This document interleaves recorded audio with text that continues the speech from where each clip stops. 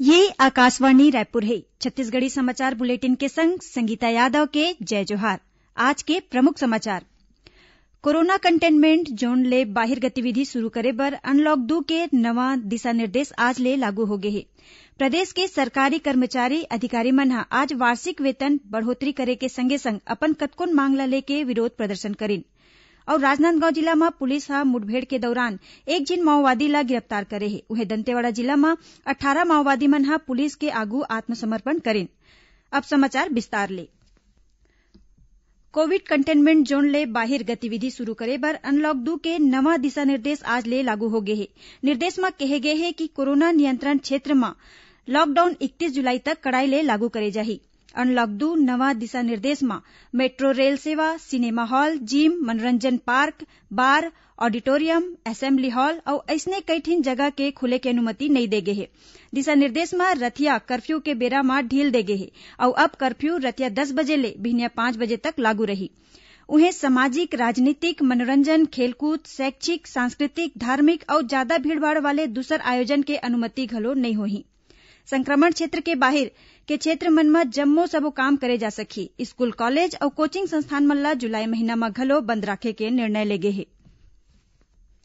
छत्तीसगढ़ कर्मचारी अधिकारी फेडरेशन के आह्वान में आज आने जिला मन में सरकारी कर्मचारी मन वार्षिक वेतन बढ़ोतरी बहाल करे के संगे संग अपन कतकोन मांग ला लेके विरोध प्रदर्शन करिन और मुख्यमंत्री के नाव अधिकारी मन ला ज्ञापन घलो सौंपिन।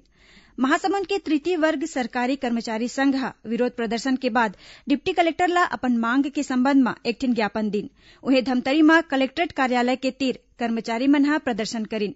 एक कर्मचारी राज्य शासन डहर ले रोके गे वार्षिक वेतन बढ़ोतरी ला बहाल करे जाए के संगे संग कोरोना संकट काल में काम करत कर्मचारी मन ला 50 लाख रुपया के सुरक्षा बीमा और जोखिम भत्ता दे के मांग करिन। उन्हें महंगाई भत्ता ऊपर रोक हटाए और लंबित पदोन्नति के प्रकरण में एक हफ्ता में निपटान के मांग घलो करिन है। राज्य सरकार हा यात्री बस संचालक मन ला जून महीना के मासिक कर में छूट दे है। मुख्यमंत्री भूपेश बघेल हा एखर ले पहली यात्री बस संचालक मन ला अप्रैल और मई महीना के मासिक कर में छूट दे रही। बस ऑपरेटर मन ला अप्रैल, मई और जून 3 महीना के मासिक कर के भुगतान करे के छूट मिले है। राज्य शासन के ए फैसला ले प्रदेश के यात्री बस संचालक मन ला करीबन 5 करोड़ रुपया के लाभ मिलही।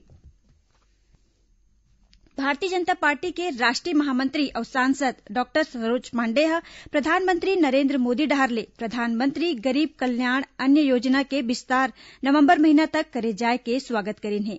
ओमन कहिन कि प्रधानमंत्री के एक घोषणा संक्रमण काल में देश के गरीब मजदूर और जरूरतमंद के प्रति केंद्र सरकार के संवेदनशीलता के मिसाल हराए।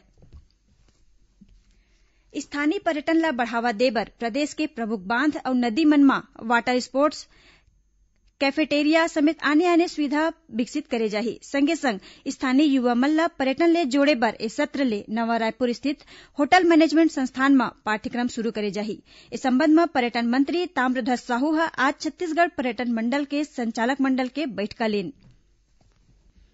राजनांदगांव जिला में पुलिस हा मुठभेड़ के दौरान एक झिन घायल माओवादी ला गिरफ्तार करे है। एखर तीर ले AK-47 राइफल बरामद करे गे है।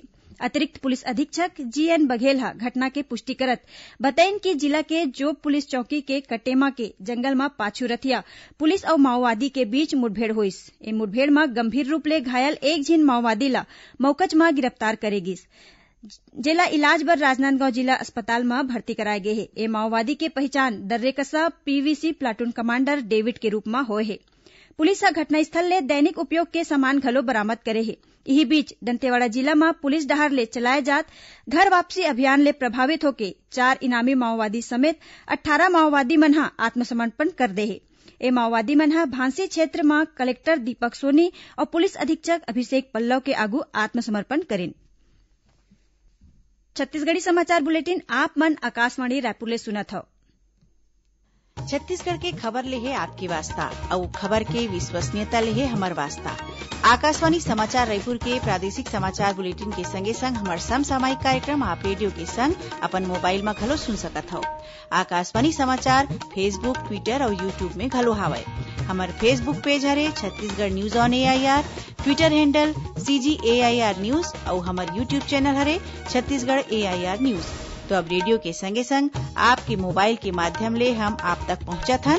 छत्तीसगढ़ के हर खबर पर सुनत रहो आकाशवाणी समाचार। अब आघु बाढ़न बाचे समाचार डहर। डॉक्टर दिवस के मौका म देश ह डॉक्टर मन ल नमन करत हे। डॉक्टर मन के आभार जताए बर हरेक बछर 1 जुलाई के ए दिवस ल मनाए जाथे। ए बछर डॉक्टर दिवस के विषय हे कोविड महामारी के मृत्यु दर कम करना। जाने माने चिकित्सक और पश्चिम बंगाल के पूर्व मुख्यमंत्री भारत रत्न डॉक्टर विधान चंद्र राय के जयंती डॉक्टर दिवस के रूप म मनाए जाथे। उपराष्ट्रपति एम वेंकैया नायडू, प्रधानमंत्री नरेंद्र मोदी और केंद्रीय सूचना प्रसारण मंत्री प्रकाश जावड़ेकर ह डॉक्टर दिवस म जम्मो डॉक्टर मन ल शुभकामना दिन। ए मौका म प्रधानमंत्री ह कहिन कि देश कोरोना वायरस के खिलाफ लड़ाई म पहली पंक्ति म खड़े डॉक्टर मन के प्रशंसा करथे। ओमन कहिन कि हर नागरिक के कर्तव्य हे कि देश भर अपन सेवा देवइया मन के सम्मान करय। उहें मुख्यमंत्री भूपेश बघेल ह डॉक्टर दिवस के मौका म देश और प्रदेश के जम्मो डॉक्टर मन ल बधाई और शुभकामना दिन। ओमन अपन संदेश म कहिन कि कोरोना महामारी ले लड़ाई म डॉक्टर मन सैनिक के रूप म आगू आए हे। प्रदेश म मानसून शुरू होवत खरीफ फसल के बोवई शुरू हो गे हे। अइसन म किसान मन खेती किसानी म तकनीक के अच्छा उपयोग बर बनाए गे मेघदूत ऐप म मौसम अउ खेती ले जुड़े जानकारी लेके जादा ले जादा पैदावार ले सकथे।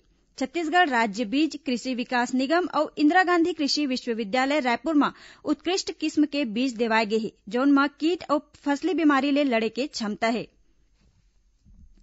राजस्व और आपदा प्रबंधन विभाग ह मानसून के दौरान आकाशीय बिजली गिरे के संभावना ल देखत लोगन मन म सावधानी राखे बर जरूरी सलाह दे हे।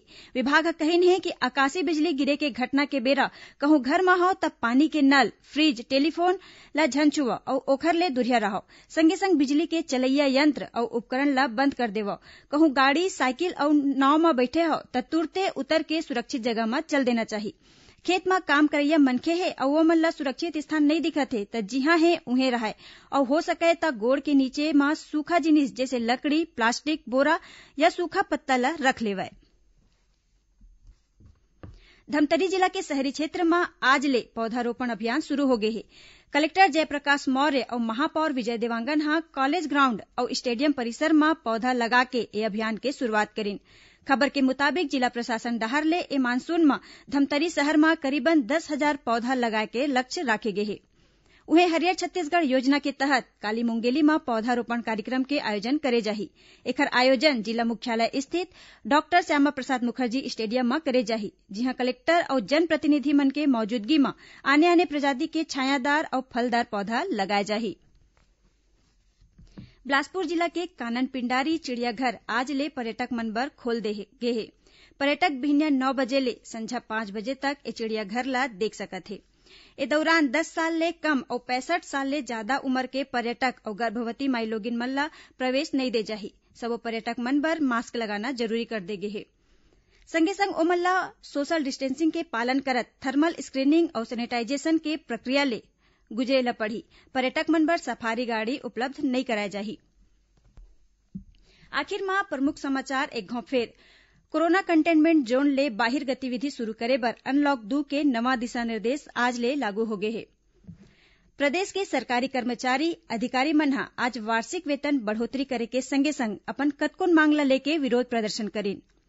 और राजनांदगांव जिला में पुलिस ह मुठभेड़ के दौरान एक झन माओवादी ला गिरफ्तार करे हे। उहें दंतेवाड़ा जिला में 18 माओवादी मन ह पुलिस के आगू आत्मसमर्पण करेन। एकरे संग छत्तीसगढ़ी समाचार बुलेटिन इहें सिरावत हे। जय जोहार।